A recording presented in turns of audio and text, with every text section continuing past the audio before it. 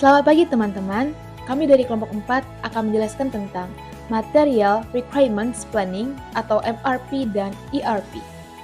Kami terdiri dari Ricardo Steven Herianto, Cecilia M. Sitohoang, Brian Dwi Susanto, Adika Grace Valentindami, Ignantia Dayang Vilani, Adityo Wira Syahputro, dan Stefani Amalda Putih Ferreira. Permintaan yang bergantung atau dependent demand will cost subjek dari profil perusahaan global dari banyak perusahaan lain dalam menemukan manfaat yang penting dalam perencanaan kebutuhan material atau MRP. Manfaat ini meliputi satu, responnya yang lebih baik terhadap pesanan pelanggan sebagai hasil dari kepatuhan yang lebih baik terhadap jadwal. 2. Tanggapan yang lebih cepat terhadap perubahan pasar. 3. Pemanfaatan fasilitas dan tenaga kerja yang lebih baik. 4. Tingkat persediaan yang berkurang, respon yang lebih baik terhadap pesanan pelanggan dan pasar, memenangkan pesanan dan pasang pasar. Pemanfaatan fasilitas dan tenaga kerja yang lebih baik menghasilkan produktivitas dan pengembalian investasi yang lebih tinggi. Manfaat ini adalah hasil dari keputusan strategi untuk menggunakan sistem penjadwalan persediaan dependen. Permintaan untuk setiap komponen ambulans tergantung. Permintaan barang tergantung ketika hubungan antara barang dapat ditentukan. Oleh karena itu, setelah manajemen menerima pesanan atau membuat ramalan untuk produk akhir, jumlah semua komponen dapat dihitung. Contohnya, seperti manajer operasi Boeing Aircraft yang menjadwalkan produksi satu pesawat per minggu. Misalnya, mengetahui persyaratan hingga ke kelling terakhir. Untuk produk apapun, semua komponen dari produk itu adalah item permintaan yang bergantung. Secara lebih umum, untuk setiap produk yang jadwalnya dapat ditetapkan, tekniknya yang bergantung harus digunakan. Ketika persyaratan MRP terpenuhi, model dependent lebih disukai daripada model permintaan independen atau EOQ. Teknik dependen yang digunakan dalam lingkungan produksi disebut perancangan kebutuhan material atau MRP. Karena MRP menyediakan struktur yang bersih untuk permintaan dependen. MRP telah berkembang sebagai dasar Enterprise Resource Planning atau ERP. ERP adalah sistem informasi untuk mengidentifikasi dan merencanakan sumber daya seluruh perusahaan yang diperlukan untuk mengambil, membuat, mengirim. Selanjutnya yaitu persyaratan model inventaris atau Dependent Inventory Model Requirements. Penggunaan model persediaan dependen yang efektif mengharuskan manajer operasi harus mengetahui beberapa hal-hal berikut. Yang pertama yaitu jadwal induk produksi. Jadwal induk produksi ini terkait tentang apa yang akan dibuat dan kapan proses produksi tersebut akan berlangsung. Yang kedua yaitu spesifikasi atau bill of material yang terkait dengan bahan suku cadang yang diperlukan untuk membuat produk tersebut. Yang ketiga yaitu ketersediaan-persediaan. Ketersediaan-persediaan ini terkait dengan apa yang ada dalam stok. Dan yang terakhir atau yang keempat yaitu lead time atau beberapa lama waktu yang dibutuhkan untuk mendapatkan berbagai komponen. Berikut adalah tahapan dari proses perencanaan. Perencanaan penjualan dan operasi itu dipengaruhi berdasarkan 3 komponen. Yang pertama yaitu berdasarkan dari permintaan pelanggan, dari arus kas, kapasitas inventaris, yaitu produksi pemasaran keuangan. Selanjutnya dipengaruhi juga oleh rantai pasokan terkait dengan pengadaan kinerja pemasok. Yang terakhir yaitu berdasarkan sumber daya manusia atau SDM terkait dengan perencanaan staf. Ketiga komponen itulah yang akan mempengaruhi proses perencanaan, penjualan, dan operasi untuk menghasilkan rencana agregat. Setelah mendapatkan atau menghasilkan rencana agregat, maka masuk ke tahapan selanjutnya, yaitu jadwal induk produksi. Nah, setelah memasuki jadwal induk produksi ini akan masuk ke tahapan selanjutnya, yaitu bahan rencana kebutuhan. Nah, setelah bahan dan rencana kebutuhan itu sudah selesai, maka masuk ke tahapan paling terakhir, yaitu jadwal dan melaksanakan rencana. Selanjutnya yaitu jadwal induk produksi. Jadwal induk produksi ini menentukan apa yang harus dibuat, misalnya seperti jumlah produk atau barang jadi, dan juga kapan proses pembuatan itu akan berlangsung. Maka, jadwal tersebut harus sesuai dengan rencana agregat. Rencana agregat sendiri merupakan menetapkan keseluruhan tingkat output atau hasil jadi dalam arti luas seperti misalnya kelompok produk, jam standar, atau volume dolarnya. Jadwal induk produksi ini ditetapkan dalam produk tertentu, sedangkan rencana agregat ditetapkan dalam istilah bruto seperti kelompok produk atau ton atau baja. Kemudian, rencana tersebut biasanya dikembangkan oleh tim perencanaan penjualan dan operasi. Rencana tersebut mencakup berbagai masukan, termasuk dari data keuangan, permintaan pelanggan, kemampuan teknik, ketersediaan tenaga kerja, fluktuasi persediaan, kinerja pemasok, dan pertimbangan lainnya. Masing-masing masukan ini memberi kontribusi dengan cara sendiri untuk rencana agregat. Untuk lebih detailnya dapat kalian lihat kembali pada slide sebelumnya yang terdapat bagan proses perencanaan. Selanjutnya, saat proses perencanaan bergerak dari rencana agregat ke eksekusi, masing-masing rencana tingkat rendah harus layak. Jika tidak, umpan balik atau feedback ke tingkat berikutnya yang lebih tinggi diperlukan untuk membuat penyesuaian yang diperlukan. Salah satu kekuatan utama MRP adalah kemampuannya untuk menentukan dengan tepat kelayakan jadwal dalam batasan kapasitas agregat. Proses perencanaan ini dapat menghasilkan hasil yang sangat baik. Rencana agregat menetapkan batas atas dan bawah pada jadwal produk induk. Berikut ini adalah contoh tabel yang menunjukkan jadwal induk produksi dan rencana agregat untuk 3 model stereo. Selanjutnya yaitu jadwal induk produksi. Jadwal induk produksi adalah jadwal produksi yang disebut jadwal bergulir, misalnya seperti rencana tetap 7 minggu, memiliki minggu tambahan yang ditambahkan saat setiap minggu selesai, sehingga jadwal tetap 7 minggu dipertahankan.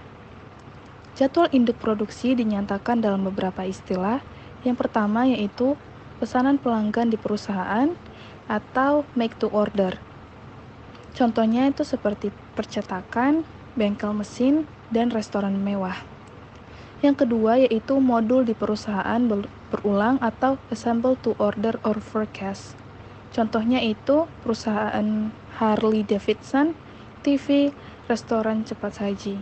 Yang ketiga yaitu sebuah item akhir di perusahaan continue atau stock to forecast. Contohnya seperti baja, bir, roti, bola lampu, dan kertas. Selanjutnya yaitu tagihan bahan atau Bills of Materials atau yang biasa disingkat BOM. Tagihan bahan atau Bills of Materials adalah daftar jumlah komponen, bahan, dan bahan yang dibutuhkan untuk membuat suatu produk. Gambar individual menggambarkan tidak hanya dimensi fisik, tetapi juga pemrosesan khusus apapun, serta bahan mentah dari mana setiap bagian dibuat. Tagihan bahan ini dibagi menjadi 3, yaitu modular bills, planning bills, and phantom bills. Yang pertama yaitu modular bills. Modul bukanlah produk akhir untuk dijual, tetapi merupakan komponen yang dapat diproduksi dan dirakit menjadi suatu unit. Mereka seringkali merupakan komponen utama dari produk akhir atau pilihan produk. Bills of material untuk modul ini disebut tagihan modular. Tagihan modular ini nyaman karena penjadwalan produksi dan produksi sering difasilitasi dengan mengatur sekitar modul yang relatif sedikit daripada banyak rakitan akhir. Contohnya seperti sebuah perusahaan dapat membuat 138.000 produk akhir yang berbeda, tetapi mungkin hanya memiliki 40 modul yang dicampur dan dicocokkan untuk menghasilkan 138.000 produk akhir tersebut. Yang kedua yaitu planning bills and phantom bills. Pertama, saya akan membahas terkait planning bills. Planning bills merupakan perencanaan tagihan atau planning bills yang kadang-kadang disebut tagihan pseudo atau semu, atau biasa disebut tagihan super. Tagihan perencanaan ini dibuat untuk mendapatkan induk buatan ke tagihan material. Planning bills ini digunakan untuk yang pertama, saat kita ingin mengelompokkan subrakitan sehingga jumlah item yang akan dijadwalkan dikurangi, dan yang kedua, saat kita ingin mengeluarkan kit ke departemen produksi. Selanjutnya saya akan membahas tentang phantom bills. Tagihan material untuk komponen ini biasanya rakitan. Komponen ini langsung masuk ke rakitan lain dan tidak pernah diinventarisasi. Oleh karena itu, komponen bill of material phantom ini diberi kode untuk menerima perlakuan khusus, atau lead time adalah 0, dan mereka ditangani sebagai bagian integral dari item induk mereka. Contohnya itu seperti adanya poros transmisi dengan rakitan roda gigi dan bantalan yang ditempatkan langsung ke dalam transmisi. Selanjutnya yaitu catatan inventaris yang akurat. Manajemen inventaris yang baik adalah kebutuhan mutlak agar sistem MRP dapat bekerja. Jika perusahaan itu tidak melebihi akurasi catatan 99%, maka perencanaan kebutuhan material tersebut tidak akan berhasil atau tidak akan berjalan dengan baik. Selanjutnya yaitu purchase order outstanding. Pengetahuan tentang pesanan yang beredar ada sebagai produk sampingan dari Departemen Pembelian dan juga pengendalian inventaris yang dikelola dengan baik. Ketika pesanan pembelian dieksekusi, catatan pesanan tersebut dan tanggal pengiriman yang dijadwalkan harus tersedia untuk personel produksi. Hanya dengan data pembelian yang baik, para manajer dapat menyiapkan rencana produksi yang berarti dan secara efektif menjalankan sistem MRP. Selanjutnya yaitu low level coding. Pengkodean tingkat rendah dari suatu item dalam BOM diperlukan ketika item identik ada di berbagai level di BOM. Pengkodean tingkat rendah berarti bahwa item tersebut dikodekan pada tingkat terendah di mana hal itu terjadi. Contohnya seperti ada suatu item D, pada contoh 1 dikodekan pada level terendah yang digunakan. Item D dapat dikodekan sebagai bagian dari B dan terjadi pada level 2. Namun, karena D juga merupakan bagian dari F, dan F adalah level 2, item D menjadi item level 3. Pengkodean tingkat rendah adalah konvensi untuk memungkinkan komputasi yang mudah dari persyaratan suatu item. Selanjutnya yaitu lead times for components. Setelah manajer menentukan kapan produk itu dibutuhkan, maka selanjutnya yaitu mereka menentukan kapan harus mendapatkannya. Waktu yang dibutuhkan untuk memperoleh yaitu membeli, memproduksi, dan merakit suatu barang itu dikenal juga sebagai waktu tunggu. Waktu tunggu itu merupakan waktu untuk barang produksi yang terdiri dari waktu pemindahan, penyiapan, dan perakitan atau waktu berjalan untuk setiap komponen. Untuk barang yang dibeli, waktu tunggu mencakup waktu antara pengakuan kebutuhan akan pesanan dan saat barang tersebut tersedia untuk diproduksi.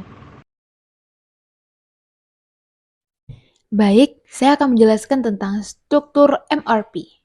Seperti kita ketahui bahwa sistem MRP terkomputerisasi atau bisa dibilang bahwa prosedur MRP sangat mudah. Dan kita dapat mengilustrasikannya yang kecil dengan tangan. Seperti jadwal induk produksi, tagihan bahan, catatan inventaris dan pembelian, dan waktu tunggu untuk setiap item adalah bahan dari sistem perencanaan kebutuhan bahan.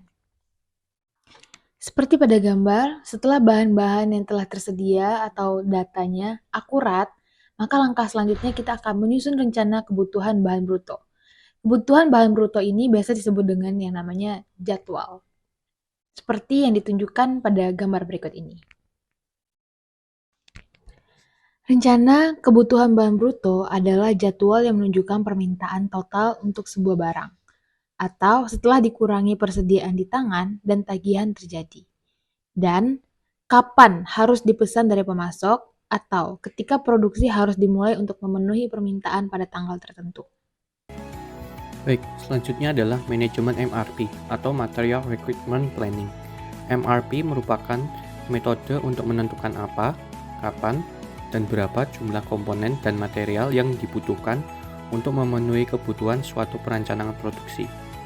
Perubahan yang sering terjadi dapat menghasilkan masalah pada sistem perusahaan dan dapat membuat kekacauan di departemen pembelian dan produksi jika diimplementasikan. Dua alat yang sangat membantu ketika mencoba mengurangi masalah pada sistem MRP adalah: pertama, menerapkan pagar waktu. Pagar waktu memungkinkan segmen jadwal induk untuk ditunjuk sebagai tidak untuk dijadwalkan ulang. Oleh karena itu, segmen jadwal induk ini tidak dapat diubah selama periodik yang terjadwal. Kedua adalah pengelompokan. Pengelompokan artinya menelusuri ke atas dari komponen ke item induk. Dengan mematok ke atas, produksi perencanaan dapat menentukan penyebab persyaratan dan membuat penilaian tentang perlunya perubahan jadwal. Dengan MRP, manajer operasi dapat bereaksi terhadap dinamika dunia nyata. Jika masalah disebabkan oleh perubahan yang sah, maka tanggapan yang tepat adalah menyelidiki lingkungan produksi. Selanjutnya, keterbatasan MRP. MRP tidak melakukan penjadwalan terperinci.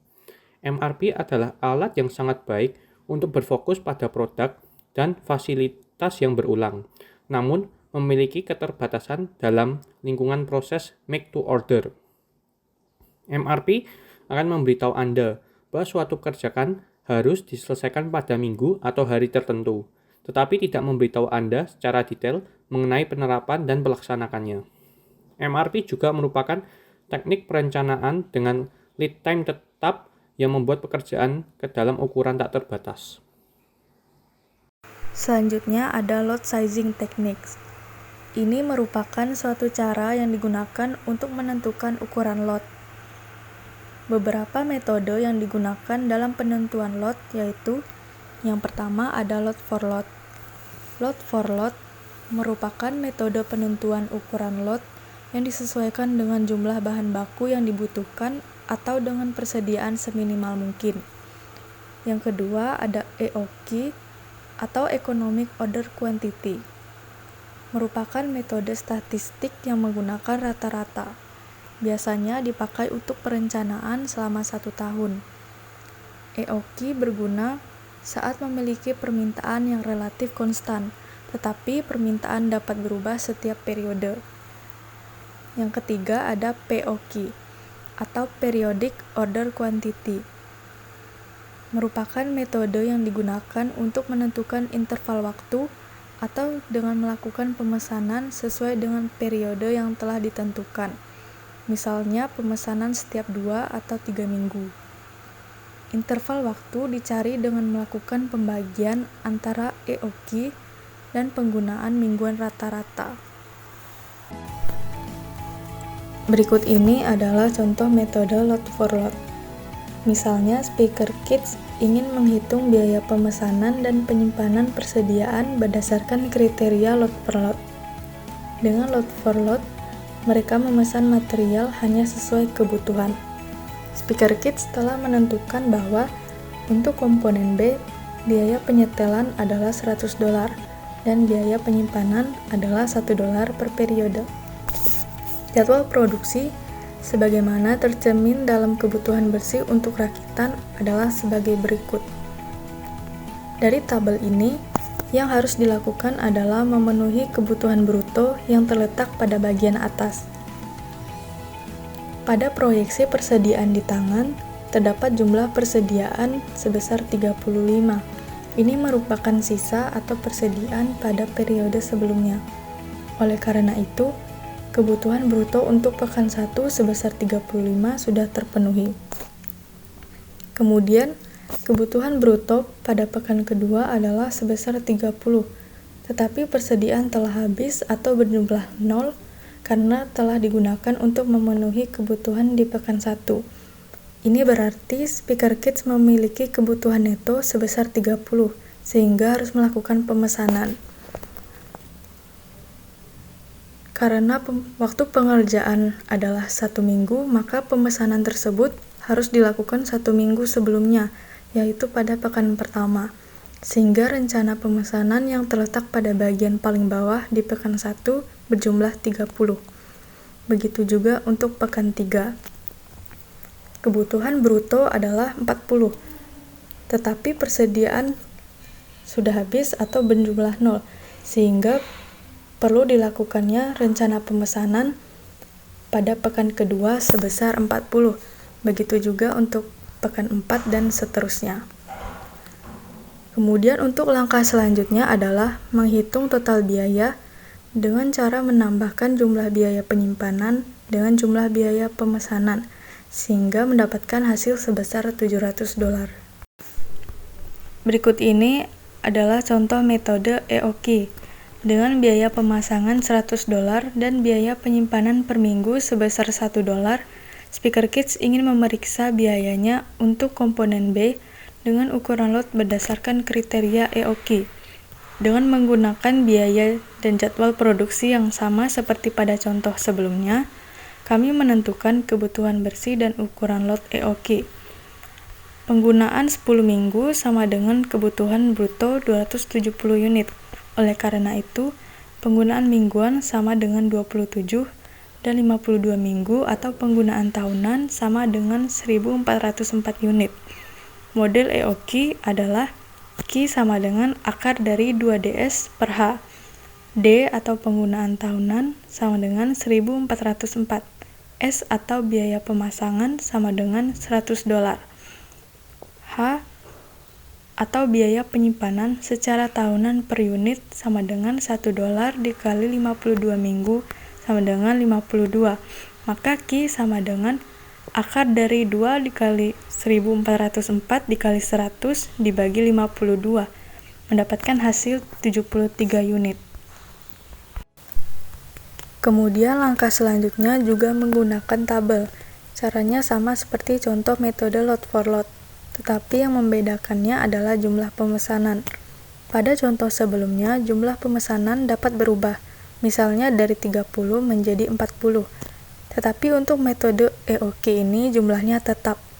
Maka dari hasil Q sama dengan 73 unit memiliki arti bahwa jumlah setiap pemesanan adalah sebanyak 73 unit.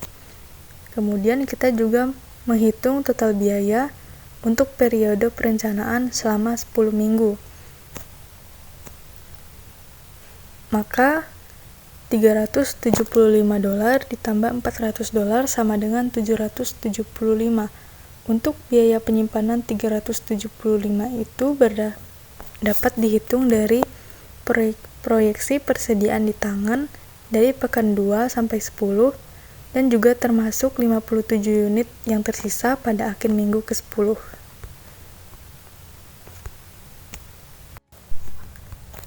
Kemudian contoh metode POQ dengan biaya pemasangan $100 dan biaya penyimpanan per minggu sebesar $1.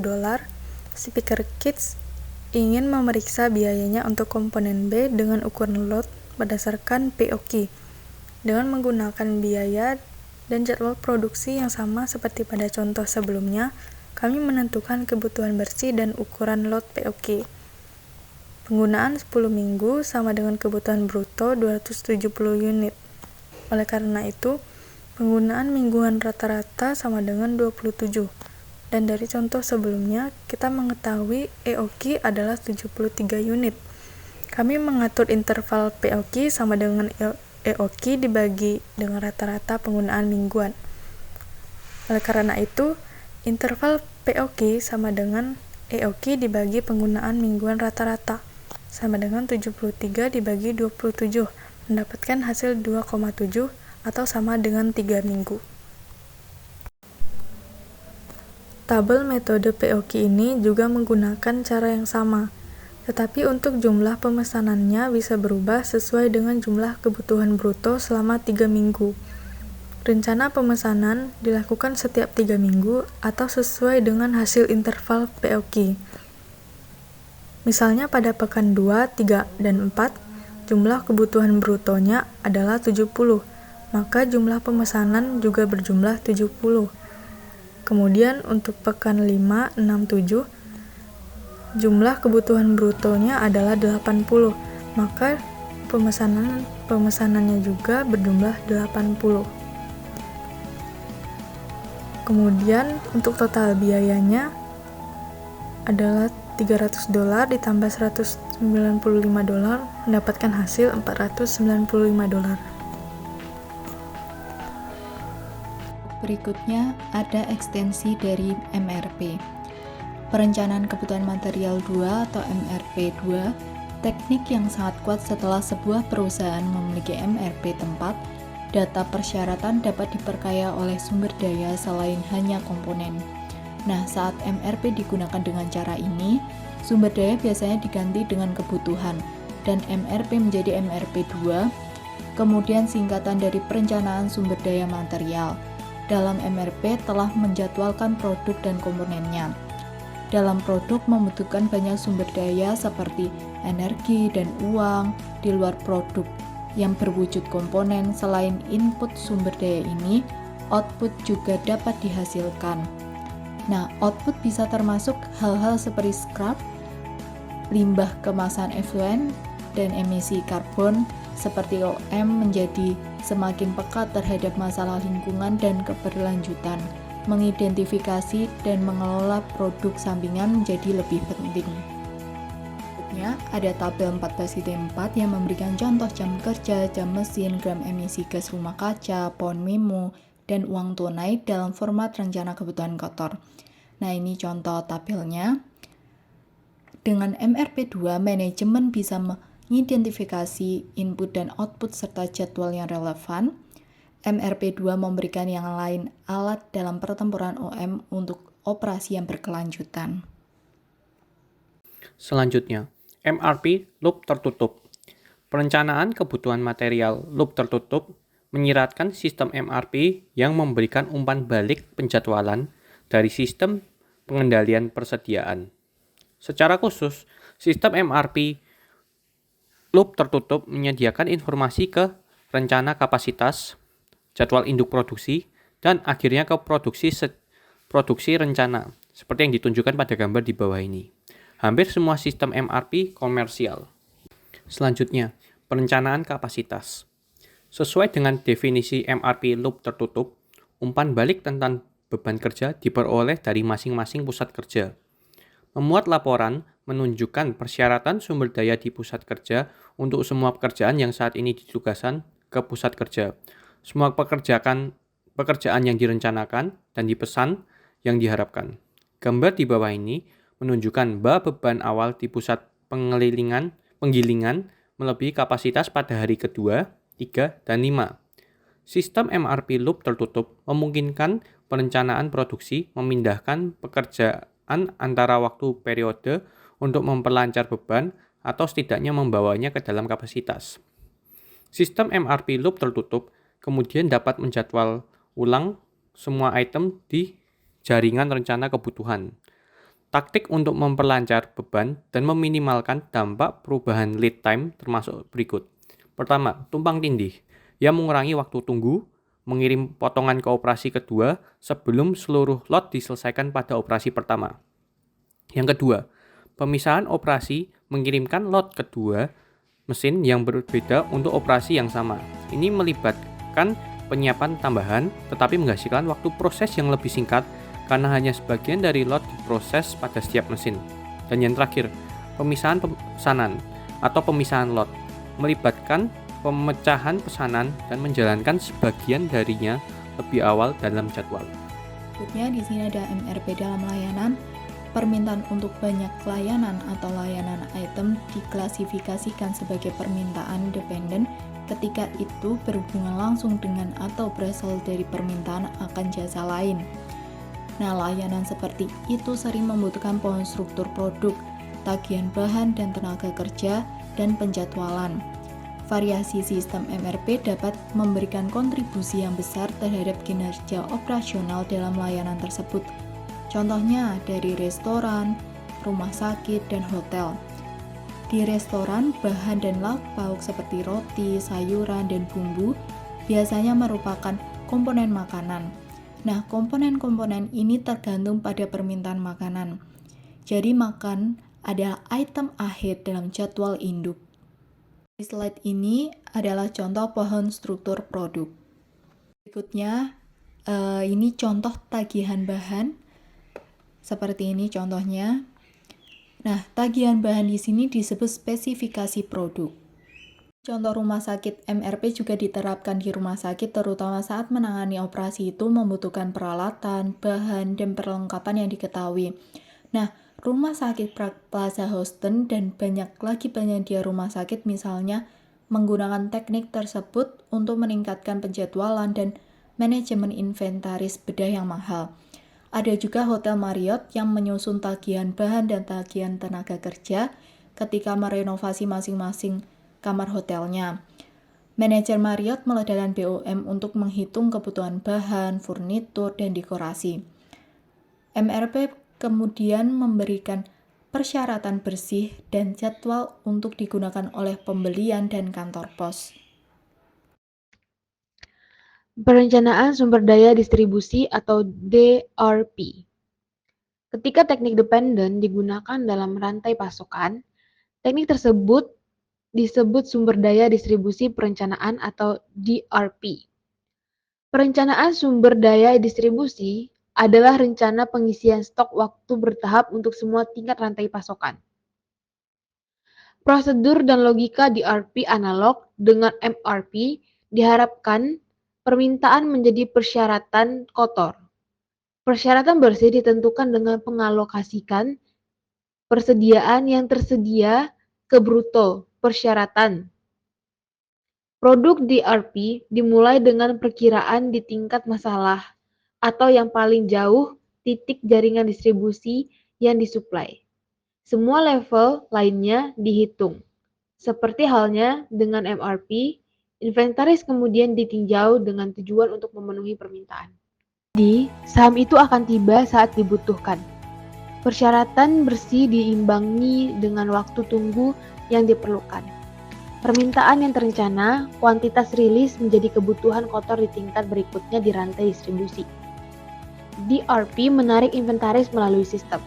Penarikan dimulai ketika tingkat penyelesaian memesan lebih banyak saham.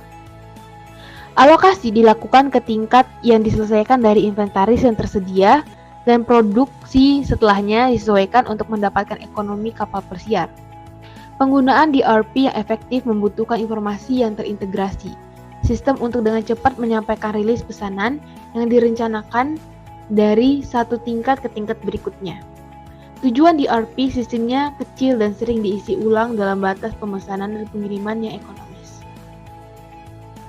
DRP adalah perencanaan sumber daya perusahaan atau yang biasa kita sebut dengan Enterprise Resource Planning yang berfungsi untuk mengotomisasi dan mengintegrasikan seluruh proses orderan dari awal proses pemesanan, produksi, hingga sampai ke proses distribusi dengan menggunakan suatu program atau aplikasi yang sudah terintegrasi dan sudah terotomisasi.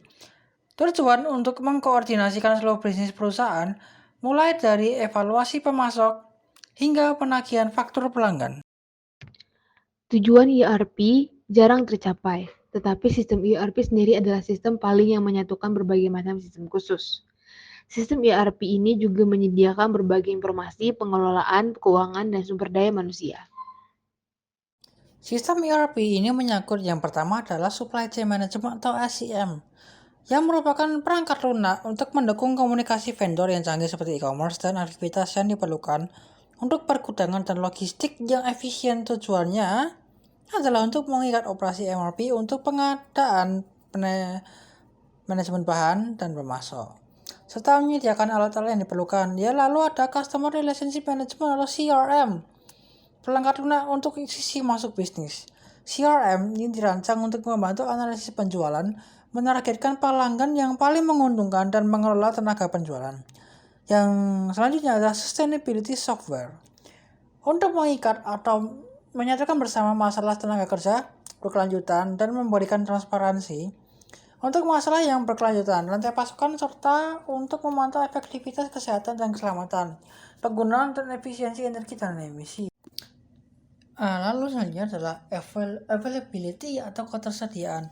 Perangkat lunak inventaris ERP secara bersama meneruskan pesanan ke mainframe ke Italia dan menemukan bahwa separuh pesanan dapat segera diisi dari gudang Italia dan sisanya akan diproduksi dan dikirim dalam jangka waktu 4 minggu. Lanjut adalah production atau produksi. Karena sweater biru awalnya dibuat dengan desain berbantuan komputer atau CAD, maka perangkat lunak pembuatan ERP meneruskan spesifikasi ke mesin rajut membuat sweater. Lalu warehousing, ya kan, kita lanjut ke bagian warehousing, yang berarti sweater biru tersebut dikemas dengan tag ID dengan frekuensi radio RFID yang diselamatkan ke toko Boston dan ditempatkan di salah satu dari 300.000 slot di gudang Italia. Robot terbang lewat lalu akan membaca tag RFID, memilih salah satu dan semua kotak yang siap dikirim ke toko Boston dan membawanya untuk dikirim. Selanjutnya adalah order tracking atau pelacakan order. Penjual Boston masuk ke sistem ERP melalui internet dan melihat bahwa sweater dan item lainnya telah selesai dan dikirim. Lalu selanjutnya adalah planning atau merencanakan. Berdasarkan data dari peramalan ERP dan modul keuangan, pembeli utama Bennett dan memutuskan bahwa sweater biru banyak diminati dan cukup menguntungkan. Dia memutuskan untuk menambahkan 3 varian baru karena laku. Salah satu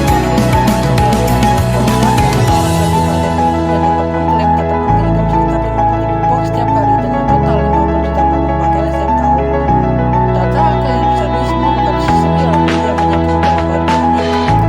Pegawai pemerintah marketing seorang pemilik Boston Selatan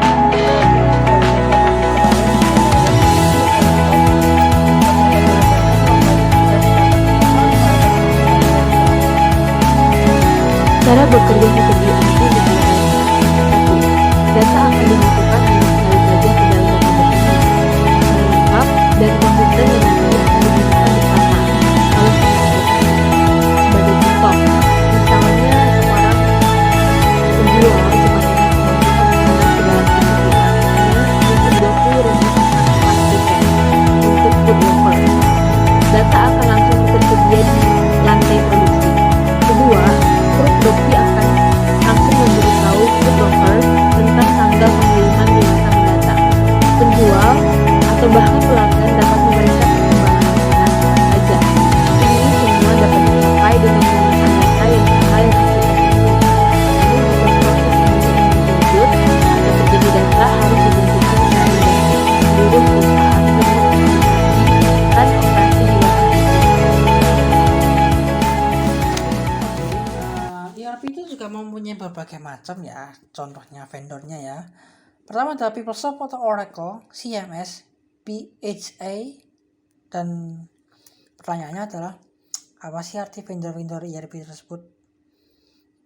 Vendor tersebut berarti untuk mengembangkan serangkaian modul layanan yang biasa digunakan untuk pasar seperti perawatan kesehatan, pemerintah, toko retail, dan layanan keuangan. Seperti contohnya, Springer Miller misalnya telah menciptakan paket ERP untuk pasar hotel dengan perangkat lunak yang menangani semua fungsi kantor depan dan belakang tugas. Ini mengintegrasikan tugas-tugas seperti memelihara riwayat tamu, memesan kamar, dan reservasi makan malam. Bisa juga untuk menjadwalkan jadwal golf dan mengelola beberapa properti dalam satu rantai. Sekian dari hasil presentasi kelompok 4. Kami ucapkan terima kasih.